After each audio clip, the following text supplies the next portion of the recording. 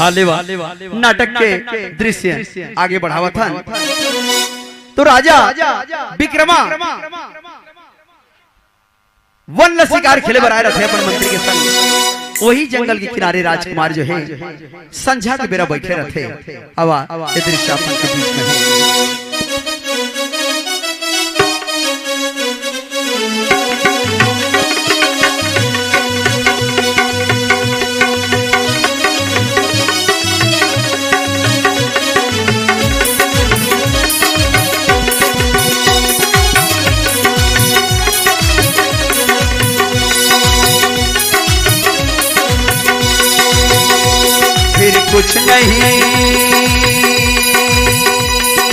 कुछ नहीं फिर कुछ नहीं है भाता जब रोग ये लग जाता। मैं हूँ प्रेम रोगी, अरे मैं हूँ प्रेम रोगी, मेरी दवा तो कराओ। जाओ जाओ जाओ बैठो तो बुलाओ। मैं हूँ प्रेम रोगी, अरे मैं हूँ प्रेम रोगी, मेरी इलाज कराओ। जाओ जाओ जाओ किसी बैठ को बुलाओ। अरे कोई नहीं है तो मेरे यार को बुलाओ। जाओ जाओ जाओ जाओ जाओ जाओ किसी बैठ को बुलाओ, मेरी इलाज कराओ। हाँ राजा विक्रमा मंत्री के संग वन में शिकार खेले बार आए हैं लेवा। मंत्री के संग राजा विक्रमा आए शिकार खेले कजली बनवा। आए शिकार खेले कजली बनवा।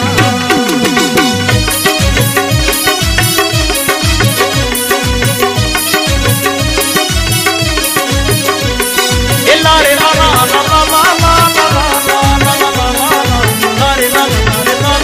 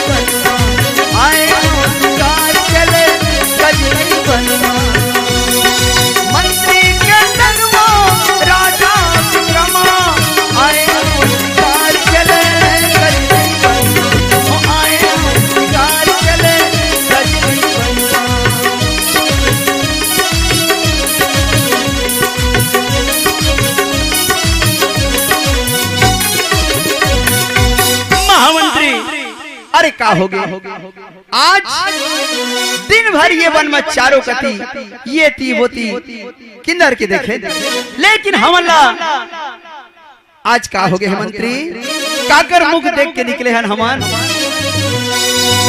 नहीं दिखत कोई जीव जंतु आज वनमा,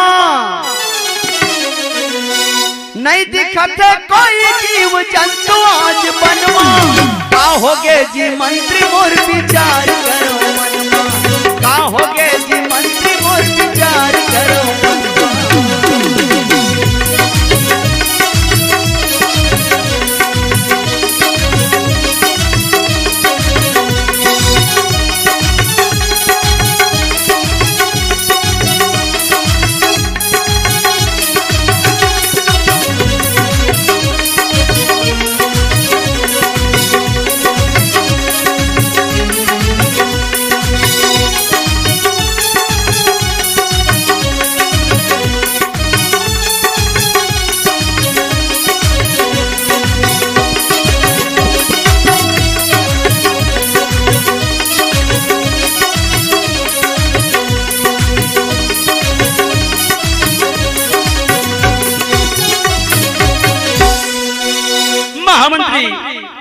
आज सिरतौन चारों कति किन्नर के देखे, लेकिन हमन लोग कोई जीव जंतु नहीं दिखा थे। क्या बात है? अब तो संध्या के बेरा हुआ थे। चल ये जंगल ले हमन बाहर निकल चली और हमन के जहाँ पड़ाव है ना वहां आज विश्राम कर ले, फिर कल ये वन में चारों कति किन्नर के शिकार के तलाश करबो। तो भैया हो राजा विक्रमा वो दिन दिन भर जंगल में ये तीवोती चारों कति किन्नर के परेशान हो जाते, लेकिन कोई जीव जंतु वाला नहीं दिखे। आखिर में निराश होकर के मंत्री के साथ जंगल जब बाहर निकलते और जंगल जैसे बाहर निकलते तो क्या देखा थे? आहा महामंत्री महाराज, अरे देखा था वो देखो देखो मोरे मंत्री जी, देखो अतिका सुंदर ये कुमार है। देखो देखो मोरे मंत्री जी, देखो अतिका सुंदर ये कुमार है।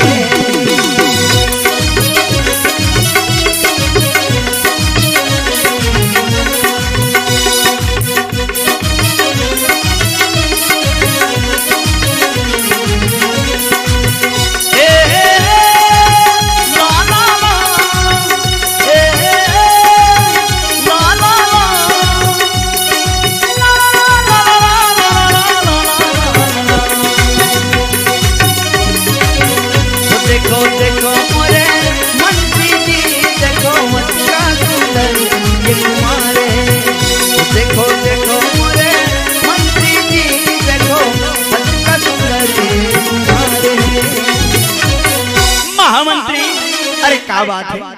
संध्या की बेरा ये राजकुमार ये जंगल के किनारे, अरे नहीं है कोई ये कर संगमा,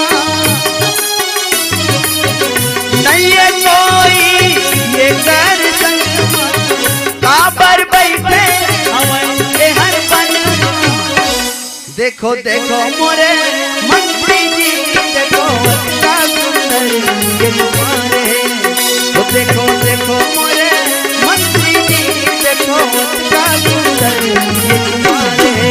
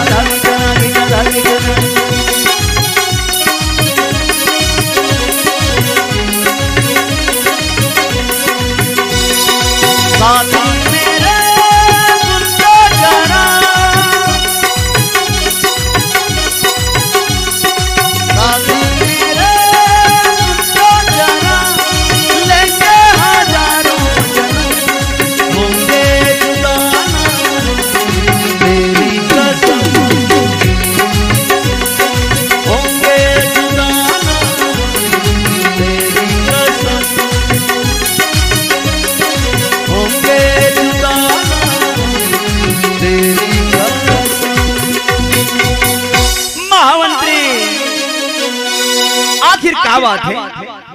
ये राजकुमार ये जंगल के तीर में बैठे हैं, वो भी संध्या के समय में। एक संग कहूं दिखत घलो नहीं है। अरे कहिए रास्ता तो नहीं भुला के होई महामंत्री। खैर बात जो भी हो, लेकिन आज मुला एक बात याद आती है। मोर विवाह 12 बरस हो चुकी से महामंत्री, लेकिन नहीं है मोर कोई बेटी ना बेटा, नहीं है मोर कोई बेटी ना बेटा, जिंदगी हर मोर लागे रे प्यार। महामंत्री यदि मोर कोई बेटी बेटा रहती तो अतकी बड़े रहती ना।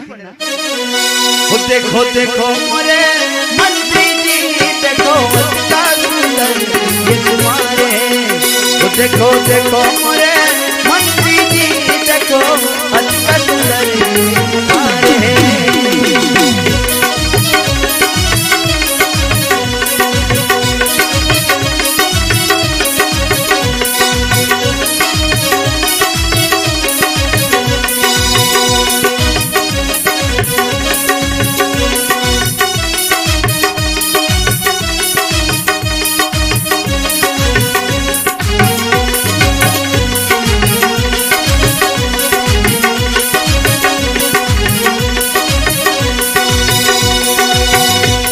देखो देखो मोरे मंत्री जी, देखो मत का सुंदरी मारे।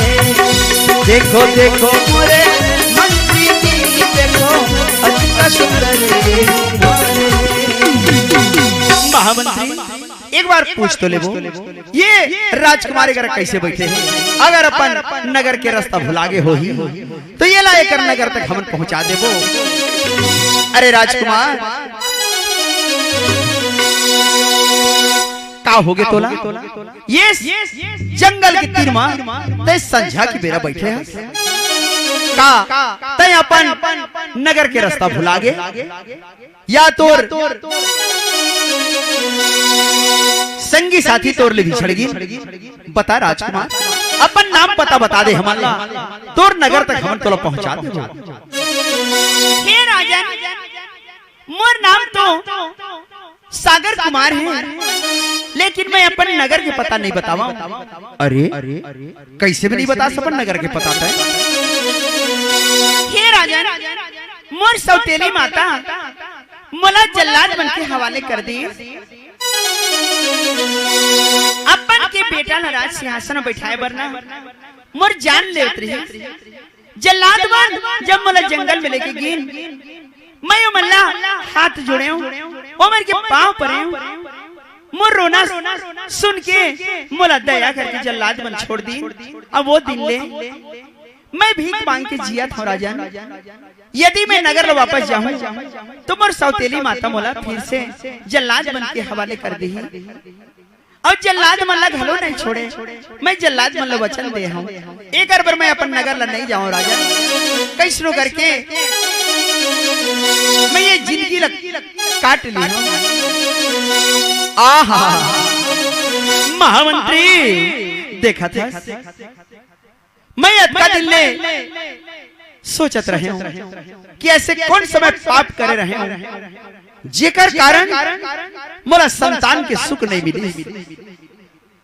ना तो मोर कोई बेटा है ना ही बेटी। रात दिन सोचा हूं कि भगवान मोर साथ में ऐसे काबर करे, लेकिन आज समझ के महामंत्री भगवान के द्वार मना देर है लेकिन अंधेर नहीं है। आज मैं समझाता हूं कि मोला संतान कहां बर नहीं दी। अगर आज मोर कोई बेटी या बेटा रहती तो शायद ये राजकुमार के दुख ला सुन के भी मैं अपन संग में लेके नहीं जाते मंत्री। लेकिन ना तो मोर कोई बेटा है ना ही कोई बेटी, तो क्यों नहीं राजकुमार ला मैं अपन के संग में लेके जाऊं, अपन के उत्तराधिकारी बनाऊं। राजकुमार यदि तोर मन में शंका नहीं करबे तो मैं तोला अपन संग में लेके जाऊं, अपन बेटा बना के रखा तोला। सिरतोन राजन मोर धर्म के पिता बनिया का। हाँ हाँ राजकुमार, और चल न कुंवर लेके जा तोला मोर नगर रखेरी हो बेटा बना के नजर रखी हो तोला बेटा बना के नजर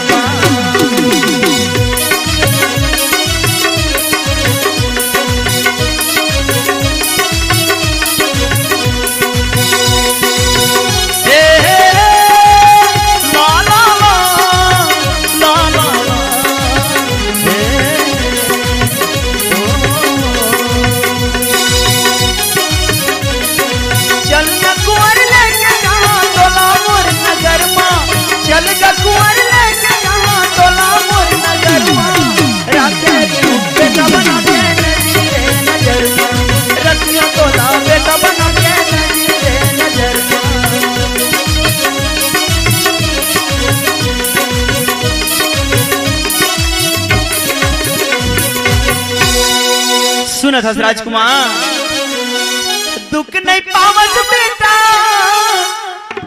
दुख नहीं पावत बेटा तय कछु मोर नगर में राखेरी हो बेटा बना के करे जा भीतर में रखी तो ना बेटा बना के नजर में।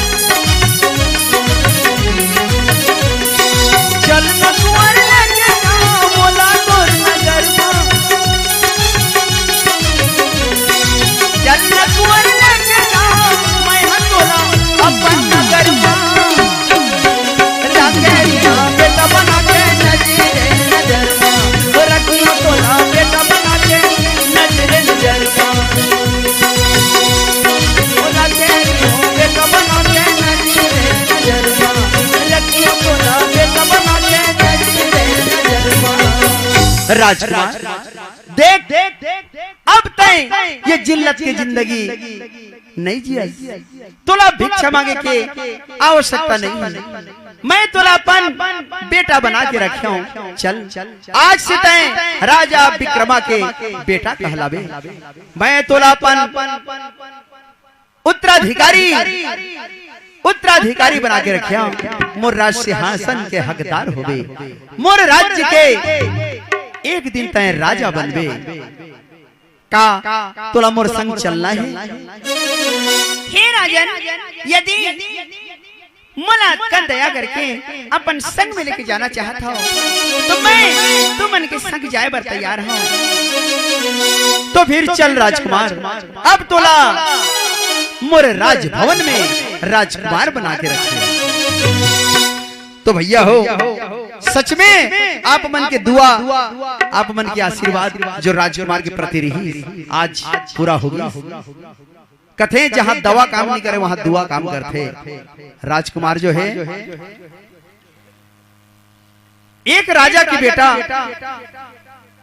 सौतेली माता के मन में जो लालच होगी सोकर कारण गली गली भीख मांग के जियत रही, आज फिर से एक राजा के घर में पहुंच गई और वहां राजकुमार बन के जिंदगी जियत है।